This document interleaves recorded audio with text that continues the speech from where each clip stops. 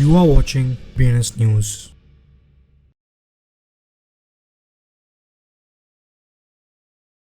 आज के headlines. Hong Kong के वेंचर स्मार्ट कैपिटल Q1 में स्पॉट बिटकॉइन ETFs लॉन्च करने वाला है। क्यूरो DAO, जेपुल और एल्बस प्रोटोकॉल नियो EVM में आ रही है और इथेरियम और सोलाना ब्लॉकचेन्स के बीच गैप को ब्रिज करेगी। OKX Z2 layer 2 solution test में नए इंटीग्रेशंस के साथ एडवांस हो रहा है। मेटावर्स टूल्स लॉ एनफोर्समेंट और क्राइम सीन एनालिसिस में इंप्रूवमेंट लाएगा। Thai securities and exchange commission ने डिजिटल एसेट्स और इन्वेस्टमेंट्स पर रिस्ट्रिक्शंस हटाए। बायबिट ने बायबिट Web3 स्वैप अपग्रेड के लॉन्च के साथ टोकन स्वैपिंग को एनहांस किया। NEAR data availability Polygon CDK के साथ इंटीग्रेट हुई और इथेरियम के स्केलिंग के लिए। क्रिप्टो इंडस्ट्री ने न्यू EU AML रूल्स पर एग्रीमेंट्स को कॉशियसली वेलकम किया। बाइनेंस ने मल्टीपल फैन टोकन्स के मार्जिन ट्रांजैक्शंस के लिए लिस्टिंग्स की अनाउंसमेंट्स की। ARK अपने BITO से शफल आउट कर रही है। अपने ही ETF में $50 मिलियन इन्वेस्ट किया।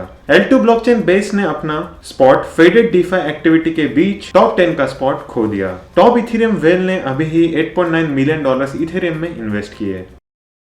Hong Kong based financial services firm venture smart financial holding Q2 ने venture smart financial holding Q1 में सिटी में अपना spot bitcoin exchange traded fund ETF launch करने जा रहा है। ब्रायन चैन, जो कि वेंचर स्मार्ट फाइनेंशियल के हेड ग्रुप ऑफ इन्वेस्टमेंट और प्रोडक्ट है, ने ब्लूमबर्ग के साथ एक इंटरव्यू में शेयर किया कि कंपनी 2024 के एंड तक $500 मिलियन तक एसेट अंडर मैनेजमेंट अक्यूमुलेट करने का एम रखती है, मार्केट में इमेंस पोटेंशियल को पहचानते हुए। क्यूरियो DAO, एल्बस प्रोटोकॉल और जेपुल ने आज एक एग्रीमेंट बनाया। इस कोलैबोरेशन का कोर है ड्यूअल चेन इंटीग्रेशन, जो कि क्यूरियो DAO द्वारा फैसिलिटेटेड है। नियो EVM के साथ इंटीग्रेटिंग करके ये तीन प्रोजेक्ट्स इफेक्टिवली इथेरियम और सोलाना ब्लॉकचेन के बीच गैप को ब्रिज करते हैं। जहां curio DAO capital DX launch करता है, तीन कम्युनिटीज को कंसोलिडेट करता है और क्रॉस चेन लिक्विडिटी को अट्रैक्ट करता है। Web3 टेक्नोलॉजी कंपनी OKX ने अपने Z के लेयर 2 टेस्टनेट के साथ 8 प्रोजेक्ट्स को इंटीग्रेट किया है, जो कि नेटवर्क की वायबिलिटी को कंट्रोल्ड एनवायरनमेंट में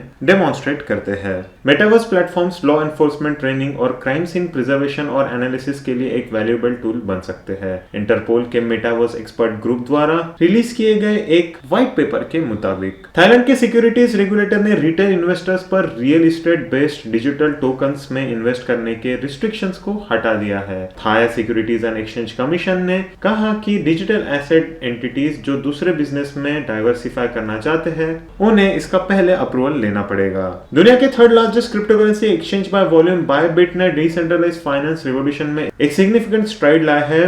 बायबिट Web3 स्वैप के इंट्रोडक्शन के साथ यह अपग्रेडेड प्लेटफॉर्म था, जिसमें सिर्फ टोकन स्वैपिंग के लिए बढ़ते हुए डिमांड को कैटर कर रहा था, बल्कि इंडस्ट्री को आगे बढ़ाना है।